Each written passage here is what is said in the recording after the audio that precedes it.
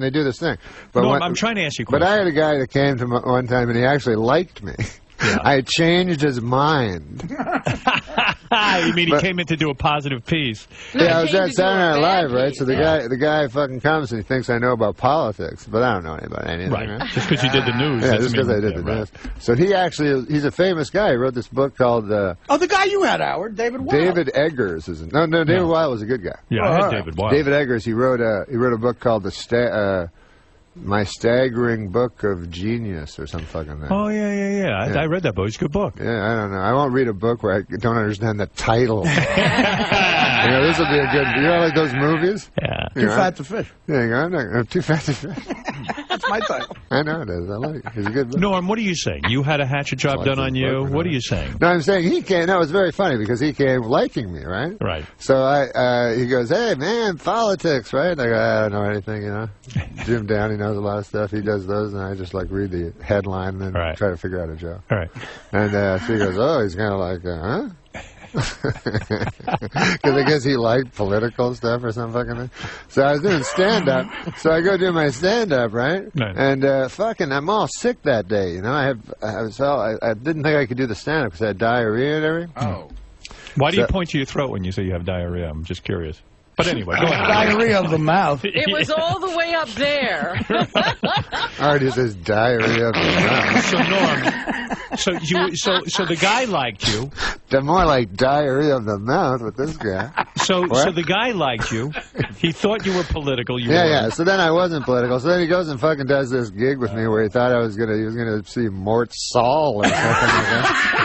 So, meanwhile, there's a guy with diarrhea backstage going, fuck, I hope I don't have diarrhea on stage. So, that doesn't help the story at all. Right. I like it. You like it? Yeah. So, I go on stage, and so, anyways, when I go on stage, I just talk at the start, you know, and so I just talk about having diarrhea and everything for a little while. And being weirded out that I was on stage with feeling like I had diarrhea. So I just did some fucking jokes or something, you know. Talked for a while. Yeah. And then, at the end, I never know what to do at the end, so I just talk to people, whatever the fuck they want to talk about. Sure. So guys are like, and yelling out shit and stuff. And so then, in this article, then the article comes out, and all of a sudden, I'm a fucking guy that does a fucking hour act about diarrhea. Oh, he turned it around on you. He doesn't talk about what it was, politics. I think, in his head. He goes, like this, the first line is, the first thing you have to know about Norm MacDonald, he's not a political comic, you know, unless you consider diarrhea or something like that. So you were the victim of a hatchet job. No, it wasn't a hatchet job. It was just what he thought, I guess. This is a fucking hatchet job. Yeah. So in Artie's article, let me give you the opposing point of view that I might share. I think she wants to go like, oh, fuck, what if Artie dies and I wrote a nice thing about him, you know what I mean? But wait a second. Artie's book is about his drug use. Artie's book is about all of his, you know, all of his faults. Carousing. And his carousing. And she says, you know, basically, here's a day in the life of Artie, and there is a lot of turmoil right now in the life of Artie, and she describes it. So maybe it's really... Maybe you should be asking your buddy Artie, why would he expose all of that to a reporter? But Norm makes a good point, because, too. Because that song, Come Around the Rolling Stone, you know, Rolling Stone. But Norm I makes a good wasn't point. into that. I mean, she even says in the article that Artie's trying super hard to impress her, and... Yeah, but I wasn't. But everybody is. No, it's an article. I don't know. It's an article. I mean, I was on some level, but I wasn't trying super hard to do anything. Nice. Like one time they did a Rolling Stone fucking thing about me, and I was like, hey, man, like he was like, hey, tell me about yourself. I go, I don't want to compliment myself, but when I read these fucking articles, everybody's saying the guy's a fucking genius and all this shit. I go, why don't you go just ask people? They'll fucking tell you something. Because I read these articles, I go, do people really think about people this much? You know, they'll go like Howard Stern. Fucking a guy has fucking 8 things to say, you know. I go, I never thought. All right, well, the title of your article was The End of Civilization. Norm MacDonald used to be urbane wit of SNL's Weekend Update. Boy, is that over. Are you Googling or Yeah, wow. No, I mean... Just www? Yeah. I used www, and I found out what was going Googled on. it? But he's right. Norm is right. When you read stuff about somebody else, I don't know, like David Cross or something, or some of these other guys. Everybody else is a genius. Yeah, they got a million people in their life that they find who call them great. And I'm it's like well, a maybe guy's they'll call somebody in the It's like a guy's worked on a quote for a fucking month or something. You know, it's like Churchill. He goes, well, the thing about Dana Gould is the big fucking thing. I go, wow, that guy thought about that a long time. So it's very important. Come up with that big fucking thing. I don't think about anybody. Do you have a publicist to make sure now that these kinds of things don't Like if happen? somebody asked me about Artie or you, I go, you're fucking real funny. I wouldn't go like, well, I guess. Did you call the guy after your article appeared? Did you say, No, I I'm didn't not pleased? No, I didn't go. I mean, but it was nowhere near this. This is like This is DEFCON 5.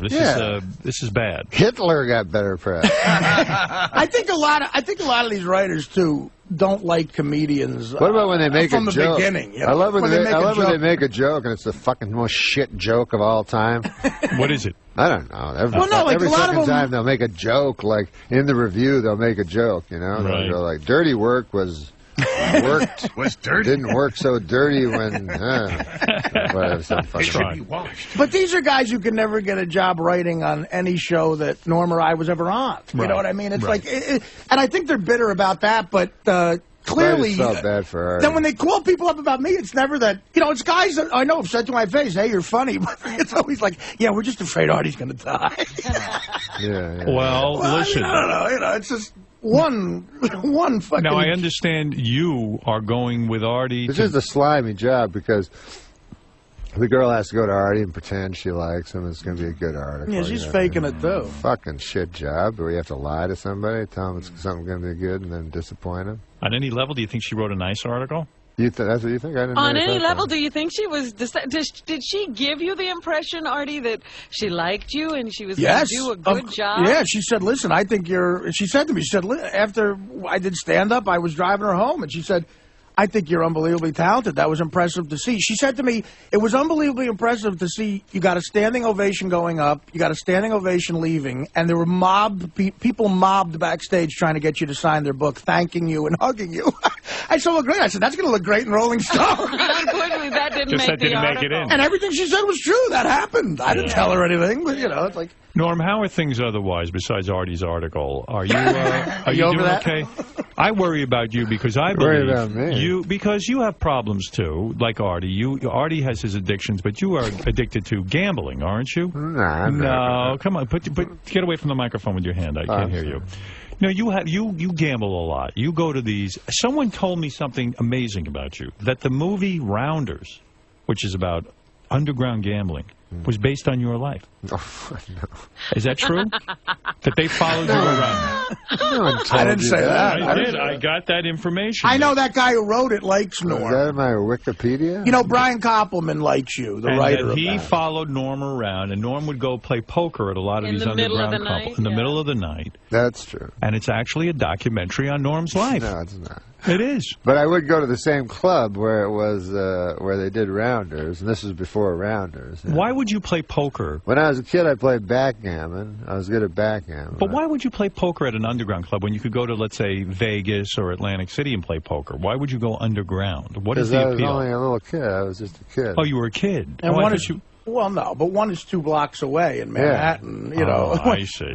Me and Norm went to the second time I was on your show ever with Norm, we were in one of those clubs all night long. Right. And we came right from the club. Did you get your clock cleaned? Did you lose a lot of money? I lost all my money immediately, so I had to start shooting pool. There was this all gambling going on. So I shot 8-ball until like 6:30 in the morning with a guy, and I lost $800 doing that. Right. And then Norm, I lost about $2,000 at the tables. Norm played poker, and then Did Norm win? We just Hey, made, one time a guy tried to hustle me at pool.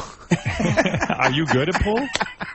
Norm's No. good at pool. No, I mean, no, not very good. But we're just playing like bar pool, like we're drunk. We're all drunks. This was when I was young, you know. But you play for a lot of money. No. This is when I had no money. Yeah, okay.